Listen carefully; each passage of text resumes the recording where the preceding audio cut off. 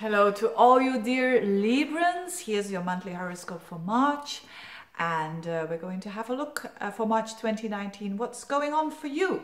Well, first of all, it's your full moon on the around about the 21st of the month, which means that the moon will be in your sign and the sun will be in your opposite sign. So there's something about things that become very clear for you, considering you and relationships, considering you and a significant other person in your life. Or if you are single, something becomes very clear towards your attitude towards relationships. And as the moon is in your sign, it's a good thing to be aware of your own needs. So it's one of the key points in life for a Libran, how to deal with other people in a fair way, and meeting their needs, but also meeting your own needs, balancing this out. This is what Libra is all about. And but this time or around that time is a very good opportunity for you to stand still about what you need as well. And Librans, it is, Libra, when you have Libran energy, whether it is a sun or even your ascendant or your moon, you always will have a tendency of wanting to please others, wanting that other people are content. It is so ingrained in your personality. But now is a time that you can stand up for your own needs and have a look at what you find very interesting and important. And sometimes it could be challenging. That I often give the example to Librans that when you ask them what is your favorite color, that they don't know what to answer, but that they know the favorite color of their spouse or of their child. You see what I mean? It's that kind of energy. That is now in March very important for you to have a look at what you really need and to nurture yourself and to fulfill those needs as well.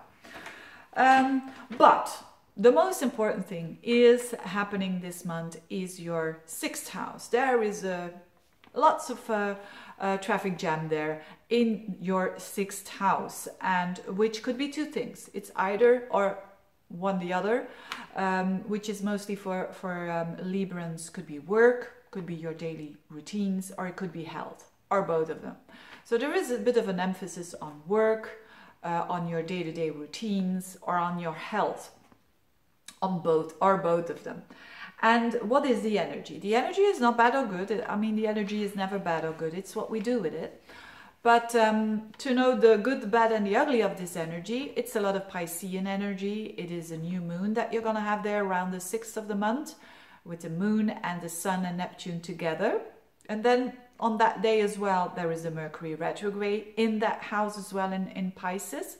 So, and that will take up until the end of the month. So you've got the whole month for standing still and reflect and introspect around those things that I just said, which is work, daily routines, health. Now the energy in itself, if you're watching this in February, you will feel it already, because Mercury is going to conjoin with Neptune 3 times. That is a lot. And the first time it happens around already in February, around 15th, 16th of the month of February. And then it's gonna conjoin with Neptune again the last week of March, the first week of April. So there's quite a bit of time where all those topics that has to do with Pisces, that has to do with Neptune, come to the surface, the good, the bad, and the ugly. As most people know a tiny little bit about astrology, they know that Neptune and Pisces is all about fusion. So yes, at worst case scenario could be that there is confusion. There is confusion around a job, there is confusion about your health, or there is confusion, again, every context is different. These are general horoscope. When you're saying, yeah, it resonates with me, that's the information for you. When it doesn't, it doesn't. But so worst case scenario is indeed that it could be quite confusing So some of you will go through a phase where they have doubts considering their health. They have doubts, or maybe one doctor is saying this and another one is saying that, you know, which is awful when that happens. But sometimes people go through this experience. Or it might be a job that you're saying, what the hell am I doing here? And the first day or the first week of the month, you think, yeah, this is wonderful, this job. And then the next month, the next week, you think, this is dreadful. I can't go on like this. So that confusion, that insecurity around these subjects is the most challenging part of the month. But there's also a but, there's also a positive side. And the positive side is if we allow the energies to do their work. So always after confusion comes clearance. And you know, this confusion is not lasting years and years. It's lasting a month, even a bit the first week of April. And then after that, clearance will come.